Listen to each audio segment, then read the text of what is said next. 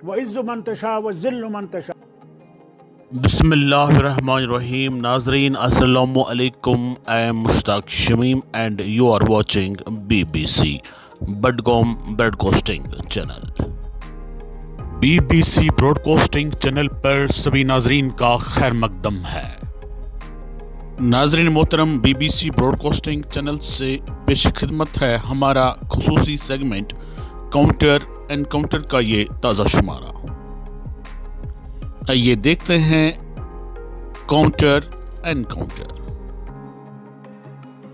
جی ہاں ناظرین، آج کے کاؤنٹر انکاؤنٹر سیگمنٹ میں ہم کاؤنٹر انکاؤنٹر کرنے والے ہیں ڈاکٹر فاروق عبداللہ کا، جو جموں کشمیر کے ایک سینئر پولیٹیشین ہیں.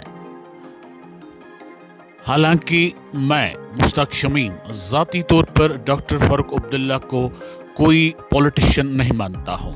اس کی ایک وجہ ہے. حالانکہ وہ کئی بار ریاست کشمیر کے چیف منسٹر رہ چکے ہیں، پارلیمنٹ ممبر رہ چکے ہیں، پتہ نہیں کیا کیا رہ چکے ہیں، لیکن پھر بھی میں ان کو پولیٹیشین نہیں مانتا ہوں، کیونکہ ان کی پولیٹکس ان کے باپ سے لے کر ان کے بیٹے تک ناکام رہی ہے، ناکام ہو چکی ہے.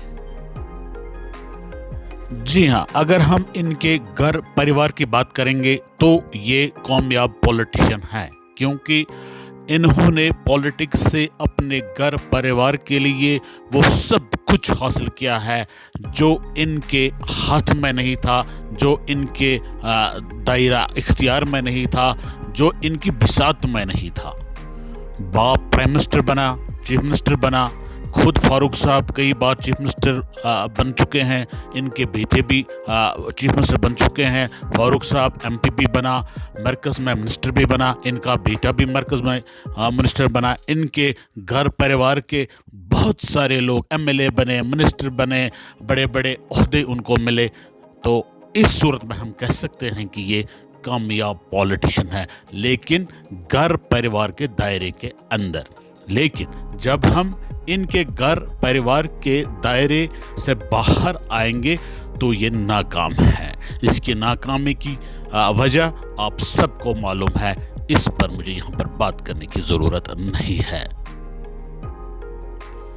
آج کے کاؤنٹر انکاؤنٹر سیگمنٹ میں مجھے فاروق عبداللہ کی سیاست کو کاؤنٹر انکاؤنٹر کرنا نہیں ہے، مجھے ایک اور چیز کو کاؤنٹر انکاؤنٹر کرنا ہے. آپ دیکھتے رہیے کہ BBC فاروق عبداللہ کا کس چیز کو لے کر کاؤنٹر انکاؤنٹر کرنے والا ہے. ناظرین، بتایا جاتا ہے کہ شیخ محمد عبداللہ صاحب ایک دیندار انسان تھے. ہم نے نہیں دیکھا، ہمیں پتہ نہیں تھے کہ نہیں تھے، لیکن بتایا جاتا ہے کہ ان کو قرآن مجید کا ایک بہت بڑا حصہ حفظ تھا، اور ان کی قرآن شریف کی قرأت جو ہے وہ بہت ہی خوبصورت تھی. وہ جہاں بھی جاتے تھے، جہاں بھی تقریر کیا کرتے تھے، تو وہاں پر وہ قرآن مجید کا سورہ رحمان تلاوت کیا کرتے تھے اپنی مدر آواز میں. اور بتایا یہ بھی جاتا ہے کہ اسی وجہ سے جموں کشمیر کے لوگ، خاص طور سے کشمیر کے مسلمان اور جموں کے مسلمان، شیخ محمد عبداللہ کے دیوانے بن چکے تھے. ہم نے یہ بھی سنا ہے کہ کشمیر چھوڑ دو تحریک کے دوران شیخ محمد عبداللہ صاحب جہاں بھی جاتے تھے، جس علاقے میں بھی جاتے تھے، جمعہ کے روز جاتے تھے، اور وہاں پر نماز جمعہ خود پڑھاتے تھے، اور وہاں پہ تلاوت کلام مجید بھی کیا کرتے تھے. تو اس طرح سے وہ جو کشمیری مسلمان تھے، ان کو شیخ محمد عبداللہ سے بہت زیادہ پیار ہو چکا تھا. ناظرین، بتایا جاتا ہے کہ 1931 میں جب مسلم کانفرنس کا گٹھن ہوا، اس کا قیام عمل میں آیا، تو اس جماعت کے ساتھ جموں کشمیر کے بڑے بڑے جو لیڈر ہیں مل گئے. اور ان لیڈروں میں بہت سارے لیڈر ایسے بھی ہیں جو تعلیمی اعتبار سے، جو ویلتھ کے اعتبار سے، جو مال و دولت کے اعتبار سے شیخ صاحب سے بہت بڑے تھے. لیکن کشمیری لوگوں نے، جموں کے لوگوں نے، خاص کر مسلمانوں نے شیخ صاحب کو ہی اپنا پسندیدہ لیڈر کیوں مانا, کیوں بنایا, کیوں تسلیم کیا, وہ صرف اس کی دینداری اور اس کی قرآن مجید کے ساتھ وابستگی کی وجہ سے ہے. ناظرین, شیخ محمد عبداللہ مرحوم کو برصغیر کا ایک قداور سیاسی لیڈر تصور کیا جاتا ہے.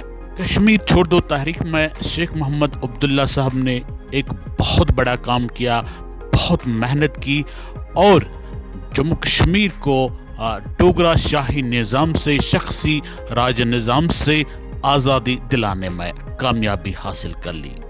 لیکن ہندوستان کے ساتھ اتحاد کرنے میں, الحاق کرنے میں ان کو دھوکہ دیا گیا یا انہوں نے ہم کشمیریوں کو دھوکہ دیا, اس بات کی طرف میں آج جانا نہیں چاہتا ہوں. جیسا کہ میں پہلے ہی عرض کر چکا ہوں کہ شیخ محمد عبداللہ صاحب مرحوم ایک بہت اچھے دیندار انسان تھے. ان کی اہلیہ بیگم اکبر جہاں کے بارے میں بھی ہم نے پڑھا ہے, سنا ہے کہ وہ بھی ایک دیندار خاتون تھی. لیکن یہاں پر افسوس اس بات کا ہو رہا ہے کہ یہ دونوں میاں بیوی اپنے بچوں کو دینی اور اخلاقی تعلیم سے آراستہ کرنے سے مکمل طور پر ناکام رہے ہیں. ان دونوں میاں بیوی نے اپنے بچوں کو اعلیٰ تعلیم سے آراستہ تو کر دیا ہے, ان کو ڈاکٹر, انجینئر بنایا ہے, پتہ نہیں کیا کیا بنایا ہے, لیکن دین کی سوجھ بوجھ ان کے پاس نہیں ہے. فاروق صاحب اس عمر میں بھی ابھی تک قرآن مجید کی ایک چھوٹی سی اور مقبول عام خوبصورت آیت کو بھی پڑھنا نہیں جانتے ہیں. وَتُعِزُّ مَن تَشَاءُ وَتُذِلُّ مَن تَشَاءُ, یہ ایک ایسی خوبصورت اور مختصر آیت ہے جس کو غیر مسلم بھی بہت اچھی طریقے سے پڑھ پاتے ہیں اور پڑھتے بھی ہیں. لیکن فاروق صاحب اس چھوٹی سی آیت کو بھی ٹھیک طرح سے نہیں پڑھ پاتے ہیں. ہم نے سنا ہے اور خاص ذرائع سے سنا ہے کہ فاروق عبداللہ صاحب کے گھر میں, عمر عبداللہ صاحب کے گھر میں ایک کتے کی قدر و قیمت ایک قربانی کے جانور سے بہت زیادہ تصور کی جاتی ہے. ایک وفادار کتے کو, یعنی کتے کو یہ لوگ اپنے گھر کے اندر رکھا کرتے ہیں, جبکہ ایک قربانی کے جانور کو باہر سردی میں رکھا کرتے ہیں. یہ میں نے سنا ہے بارہا.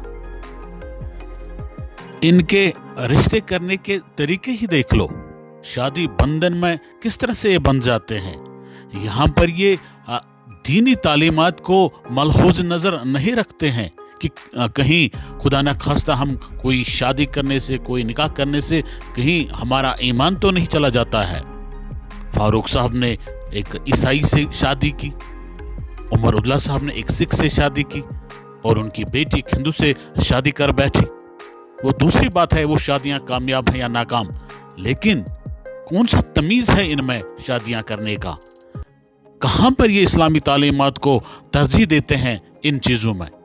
جب ان چیزوں میں یہ اسلامی تعلیمات کو ترجیح نہیں دیتے ہیں تو کہاں پر یہ ترجیح دیتے ہوں گے اسلامی تعلیمات کو؟ جموں کشمیر کی جو اس وقت آپ حالت دیکھ رہے ہیں, اس کے لیے کسی بھی صورت میں بی جے پی ذمہ دار نہیں ہے, کسی بھی صورت میں مودی سرکار ذمہ دار نہیں ہے. اگر اس پورے معاملے میں کوئی ذمہ دار ہے تو یہاں کی سیاسی لیڈرشپ ہے, خاص طور سے نیشنل کانفرنس ہے. اس کے لیے کانگریس ذمہ دار ہے. شیخ محمد عبداللہ کی نیشنل کانفرنس ہو یا بخشی غلام محمد کی نیشنل کانفرنس, یا پھر غلام محمد صادق صاحب کی ڈی این سی ہو, مرحوم خواجہ عبدالغنی لون صاحب کی پی سی ہو, یا پھر مرحوم مفتی محمد سعید صاحب کی پی ڈی پی, یہ سب لیڈر اور یہ سب سیاسی پارٹیاں یہاں کی سیاسی بربادی کے لیے ذمہ دار ہیں. ناظرین, آئیے یہ 2-3 ویڈیو کلپس دیکھ لیتے ہیں, پھر ان پر بھی آگے جا کر تھوڑی بہت بات کرنے کی کوشش کر لیتے ہیں, ان کا بھی انکاؤنٹر کر لینے کی کوشش کر لیتے ہیں. وَعِزُّ مَن تَشَاءُ وَذِلُّ مَن تَشَاءُ, قرآن پاک میں لکھت وَتَعِزُّ مَن تَشَاءُ وَتَذِلُّ مَن تَشَاءُ. جی ہاں ناظرین, آپ نے یہ 2 ویڈیو کلپس دیکھ لی ہیں. وَتُعِزُّ مَن تَشَاءُ وَتُذِلُّ مَن تَشَاءُ, یہ آیت مبارکہ قرآن مجید کی ایک مختصر आयत का एक मुख्तसर हिस्सा है। बड़े ही खूबसूरत कलिमात हैं, पढ़ने में भी बहुत आसान है और याद रखने में भी बहुत आसान। लेकिन हमारे डॉक्टर साहब इस मुख्तसर आयत की इस मुख्तसर हिस्से को भी गलत पढ़ रहे हैं, जबकि दूसरी जानिब एक हिंदू इन प्यारे कलिमात को बड़े ही खूबसूरत अंदाज और बड़े ही खूबसूरत तलफ़ुज़ में पढ़ रहे हैं। ये है हाल हमारे मरहूम शेख मोहम्मद अब्दुल्ला के फर्जंदों का। जिन लोगों को दीन प्यारा नहीं, जिन लोगों को आखिरत प्यारी नहीं, उन लोगों को कश्मीर और कश्मीर के लोग कैसे प्यारे हो सकते हैं। इनको अगर किसी चीज़ से प्यार है वो है कुर्सी, कुर्सी और कुर्सी। नाजरीन, ये देखिए एक और वीडियो क्लिप।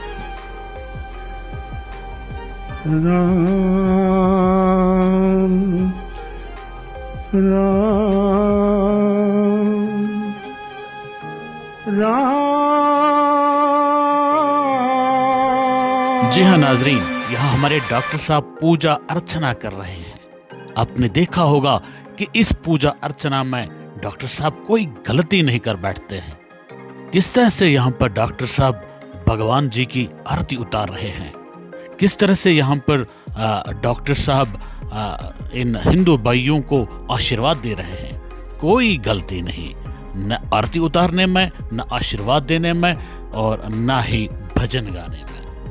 बहुत सारे गैर मुस्लिम भाई यहाँ पर कहेंगे कि डॉक्टर साहब एक सेक्युलर इंसान है इसलिए ऐसा कर रहे हैं। नहीं जी, ये कोई सेक्युलर नहीं है, ये सिर्फ एक ड्रामा बाज है। ये सियासी ड्रामा बाजियाँ कर रहा है, मंदिरों में जाकर भी, यहाँ के गुरुद्वारों में जाकर भी, यहाँ के मस्जिदों में जाकर भी, यहाँ के आस्थानों पर जाकर भी। ये सिर्फ ड्रामा कर रहा है, वोट बटोरने का ड्रामा। जिस शख्स को अपने दीन की खबर नहीं, वो आपके दीन की क्या खबर रखेगा, क्यों खबर रखेगा। जिस शख्स को अपने दीन से मोहब्बत नहीं, वो आपके दीन से क्यों मोहब्बत करेगा। ये सिर्फ ड्रामा है, बस ड्रामा। शुक्र अल्हम्दुलिल्लाह, अब मोदी साहब ने, मोदी सरकार ने, बीजेपी ने इस ड्रामेबाज के ड्रामे का द एंड कर दिया है। नाजरीन, बीबीसी के साथ बने रहने के लिए आपका बहुत बहुत शुक्रिया। Thanks for watching BBC.